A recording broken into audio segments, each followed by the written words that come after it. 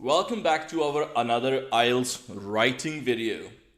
In this video, I'm going to talk about how to write numbers in task 1, which is a part of grammatical range and accuracy. If you are going to take exam on 21st of November, then this video can be advantageous for you. So let's start. First of all, when you write 10 or below that, so you have to spell out if the number is 0 to 9. लेकिन अगर जो number है वो list में हो सो आपको numeric format में ही उसको लिखना चाहिए. एग्जाम्पल देखिए जहां पर लिखा है correct, so that's a correct example. There were 4 students in the class. 4 यहां पर स्पेलिंग में लिखा गया है. That's what we have to spell out. Incorrect, so that's there are 3 brothers aged 5, 9, 12 and 14. अगर कुछ नंबर लिस्ट में दिए हुए हैं सो उनको आपको स्पेलिंग में नहीं लिखना है, उनको आपको लेटर्स में नहीं लिखना है, उनको आपको न्यूमेरिक फॉर्मेट में ही लिखना चाहिए. लेकिन अगर 0 to 9 है मीन्स या फिर 10 से बिलो है, then it has to be spelled out.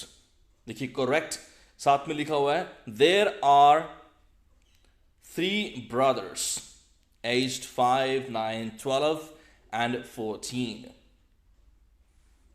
अगर 10 या फिर उससे भी ज्यादा हो, write numbers that are 10 and above in numerals, unless they are at the start of a sentence. अगर स्टार्टिंग में है, अगर आपको स्टार्टिंग में नंबर लिखना है सो देन उसको आपको स्पेल आउट करना होगा. लेकिन अगर सेंटर में है, बीच में है, उदाहरण के तौर पर there were 40 employees in the company. अभी ये 40 जो है वो बीच में है, सो इसलिए आप इसको न्यूमेरिक फॉर्मेट में लिखेंगे. लेकिन अगर स्टार्टिंग में हो, जैसे beginning of sentence, right, example 60 employees left the company last year.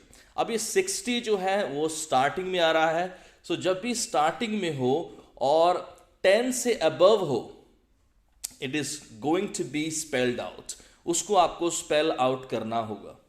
लेकिन उसके बाद देखिए but 20 more joined last month, जो बीच में आ गया 10 से अबव है, उसको आप न्यूमेरिक फॉर्मेट में ही लिखेंगे. Let's talk about times.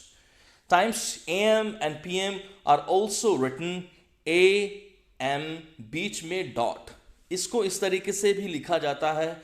ये दोनों ही एक्सेप्टेड हैं और ये कैपिटल लेटर में भी एक्सेप्टेड है और लोअर केस में भी एक्सेप्टेड है, जैसे कि ए और डॉट में A.M, P.M और बिना डॉट के भी ये लिखा जा सकता है. ये सभी तरीके जो हैं एक्सेप्टेड हैं, आप कोई भी इनमें से लिख सकते हैं. The class starts at 4 o'clock. इस तरीके से भी आप टाइम को लिख सकते हैं, बता सकते हैं. In the evening the class starts at 4:35. Last example देखिए, उसमें 4 PM को आप 4.00 की बजाय सीधा 4 भी आप लिख सकते हैं. दोनों ही एक्सेप्टेड हैं. Writing numbers, dates. डेट्स की बात करें, dates are written in numerals. Do not use ordinal numbers. Ordinal numbers होते हैं जैसे फर्स्ट, सेकेंड, थर्ड. उदाहरण के तौर पर incorrect example, schools open on January 1st, 2021. Correct way to write the sentence, schools open on January 1, 2021. ये correct तरीका है, ये सही तरीका है इसको लिखने का. Let's talk about percentage. Write percentages in numerals unless they appear at beginning of a sentence. Percentage को आप न्यूमेरिक फॉर्मेट में ही लिखेंगे. अगर वो स्टार्टिंग में आ गई तो उसको आपको स्पेल आउट करना होगा.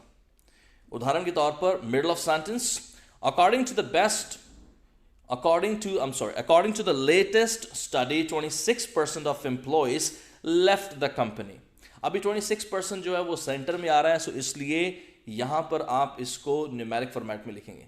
लेकिन अगर स्टार्टिंग में आ जाए beginning of sentence 60% of employees left the company, अभी स्टार्टिंग में आएगा तो इसको आपको स्पेल आउट करना होगा।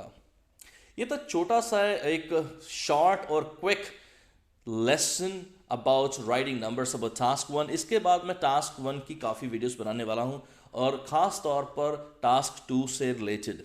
So stay tuned, and if you're going to take exam on 21st of November, I wish you best of luck.